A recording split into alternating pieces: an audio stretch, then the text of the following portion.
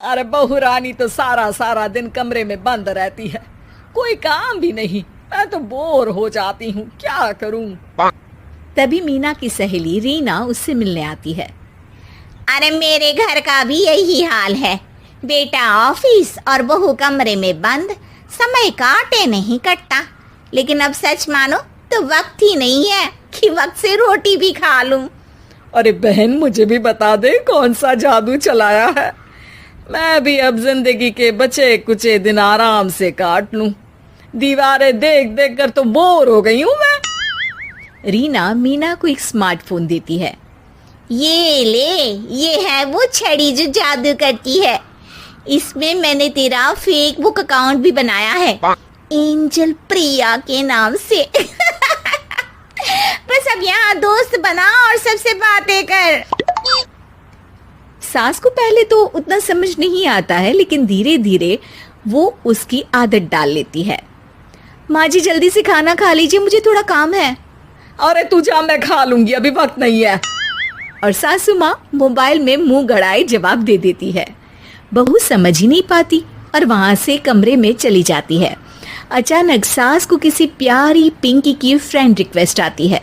अरे वाह, ये तो कोई प्यारी सी लड़की लगती है, बात करती हूँ। सास फ्रेंड रिक्वेस्ट अपनाकर बात करने लगती है। अब क्या था, सास सारा दिन उस सहेली से बात करती, अपनी कहती, उसकी सुनती। एक दिन सास फोन पर ही सर गड़ाए। अरे बहू, जरा मंदिर के लिए थाली सजा दे, आज कीर्तन है। बहू फोन पर किसी को मैसेज टाइप करते कहती है।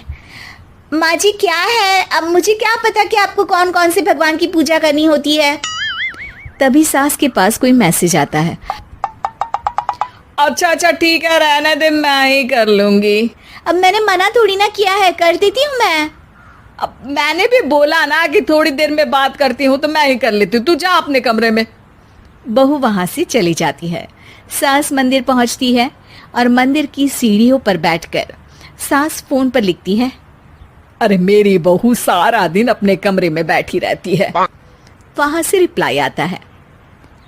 मैं आपकी बहू को तो जानती नहीं हूँ, लेकिन हाँ एक बात है, हो सकता है आपने उसे ताने दिए होंगे या फिर उसका दिल दुखाया होगा। ऐसा करने पर बहुओं का मन ससुराल से हट जाता है। याद रखिए, बहू और बेटी में फर्क होता है।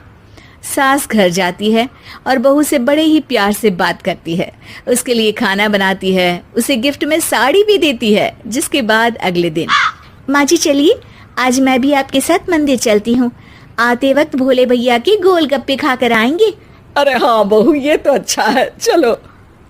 सास मन में सोचती है कि उसकी फेक बुक वाली दोस्त कितनी अच्छी है। उसके समझाने से उसे उसकी बहू वापस मिल गई। वो बहू को अपनी दोस्त के बारे में बताने का सोचती है, लेकिन फिर चुप हो जाती है। बहू फोन पर टाइप करती है। मेरी सास मुझे नौकरानी समझती है, एक गिलास पानी तक खुद नहीं लेती। मन तो करता है कि बोल दूं, मैं बहू हूँ, कोई नौकरानी नहीं। वहां से रिप्लाई आता है। देखो, तुम्हारी सास को तो मैं भी नहीं जानती, लेकिन वो बुजुर्ग होंगी। पूरा जीवन उन्होंने घर गृहस्थी चूल्हा चौका में निकाल दिया। और फिर तुम ये भी मत भूलो कि जिस पति पर तुमको इतना गर्व है, उसे भी शिक्षा उन्होंने ही दी है। तो जिसने तुम्हें इतना दिया, क्या तुम उनकी थोड़ी सी सेवा नहीं कर सकती?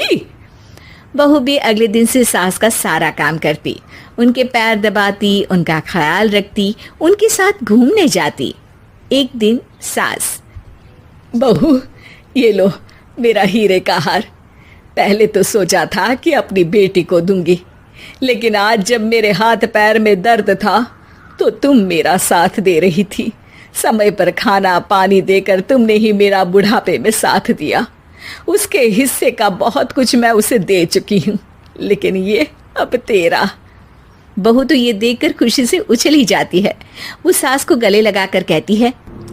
माँ जी आप सच में बहुत अच्छी है। भला हो उस एंजल प्रिया का जिसने मुझे आपसे वापस मिलवा दिया, वरना मैं तो हमेशा आपको गलत ही समझती। मैं तो सोचती थी काश वो एंजल प्रिया मेरी सास होती। क्या नाम लिया बहू? एंजल प्रिया तेरी फेक बुक फ्रेंड है? हाँ माँ जी, वो बहुत अच्छी है। उन्होंने ही मुझे बताया कि सास की कीमत क्या होती है।